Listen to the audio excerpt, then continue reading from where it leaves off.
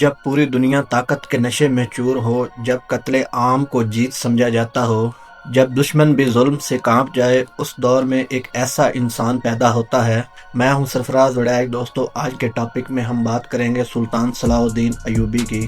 وہ شخص جس کا نام سن کر دشمن بھی عزت سے کھڑے ہو جاتے تھے۔ یہ صرف ایک بادشاہ نہیں تھا، یہ صبر، ایمان، طاقت اور اخلاق کی ایک زندہ مثال تھا۔ تو آج کی کہانی صرف ایک جنگ کی نہیں ہے، بلکہ یروشلم کو پھر سے آزاد کرنے والے ایک عظیم مسلمان لیڈر کی ہے۔ دوستو، سلطان صلاح الدین ایوبی 1137 کو تکریت آج کے عراق میں پیدا ہوئے۔ ان کا اصل نام تھا یوسف بن ایوب۔ ان کا تعلق کرد فیملی سے تھا۔ ان کے والد کا نام نجم الدین ایوبی تھا۔ وہ خود ایک ڈسپلن اور ایماندار فوجی تھے۔ دوستو، دلچسپ بات یہ ہے کہ بچپن سے ہی سلطان صلاح الدین ایوبی کو جنگ کا شوق نہیں تھا، بلکہ وہ علم، قرآن اور دینی تعلیم کے بہت ہی بڑے قدردان تھے۔ لیکن اللہ نے ان کے لیے بہت بڑا مشن چنا ہوا تھا۔ جوانی میں صلاح الدین ایوبی نے نور الدین زنگی کے ساتھ کام شروع کیا، جو اس وقت کا بہت بڑا لیڈر تھا۔ یہیں سے ان کی لیڈرشپ، ڈسپلن اور جنگی اسٹریٹجی نکھرتی چلی گئی۔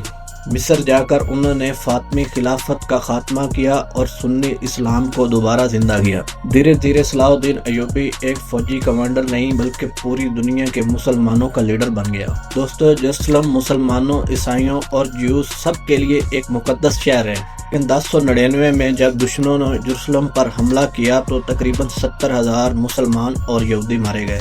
مسجد اقصی خون میں بھر دی گئی۔ یہ ظلم صلاح الدین ایوبی کے دل میں آگ بن کر جل رہا تھا۔ اس کا ایک ہی مقصد تھا، یروشلم کو آزاد کرانا۔ 1187 وہ سال جب تاریخ پلٹ گئی، بیٹل آف حطن ہوئی۔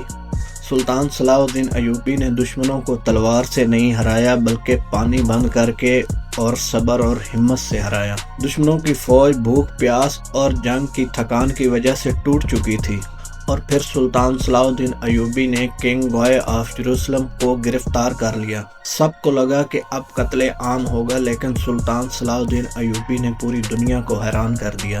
کنگ گوئے نے پانی مانگا تو سلطان صلاح الدین ایوبی نے اپنے ہاتھوں سے اسے پانی دیا اور کہا کہ بادشاہ کو قتل نہیں کرتا، صرف ایک شخص رینالڈ آف چیتلن، جو اس وقت قافلوں کا قاتل تھا، اسے سزا دی گئی۔ باقی تمام لوگوں کو معاف کر دیا گیا۔ جو لوگ مسلمانوں کو اس وقت سرے عام قتل کرتے تھے، ان کو معاف کر دیا گیا۔ یہ ہے اسلام کا اصلی چہرہ۔ 2 اکتوبر 1187 کو سلطان صلاح الدین ایوبی یروشلم میں داخل ہوئے۔ کوئی قتل عام نہیں، کسی سے بدلہ نہیں لیا گیا، نہ ہی کسی مسجد کو نقصان پہنچایا گیا اور نہ ہی کسی چرچ کو نقصان پہنچایا گیا۔ عیسائیوں کو کہا گیا کہ اپنا فدیہ دو اور امن سے چلے جاؤ، اور غریبوں کا فدیہ سلطان صلاح الدین ایوبی نے خود ادا کیا۔ مسجد کے اقصی کو صاف کیا گیا اور وہاں نماز ادا کی گئی۔ عیسائی بھی کہہ اٹھے کہ ایسا رہنما آج سے پہلے ہم نے کبھی نہیں دیکھا۔ انگلینڈ کا بادشاہ دا رچرڈ آف لائنگ ہارٹ، جو کہ سلطان صلاح الدین ایوبی کا سب سے بڑا دشمن تھا، لیکن جب رچرڈ بیمار ہوا تو سلطان صلاح الدین ایوبی نے اپنے ڈاکٹر بھجوا کر اس کا علاج کروایا۔ تب رچرڈ نے کہا کہ اگر دنیا میں کوئی حقدار بادشاہ ہے تو وہ ہے سلطان صلاح الدین ایوبی۔ 1193 عیسوی میں سلطان صلاح الدین ایوبی وفات پا گئے، لیکن سب سے حیرانی کی بات یہ ہے کہ ان کے پاس صرف سونے کا ایک سکہ اور 47 چاندی کے درہم تھے۔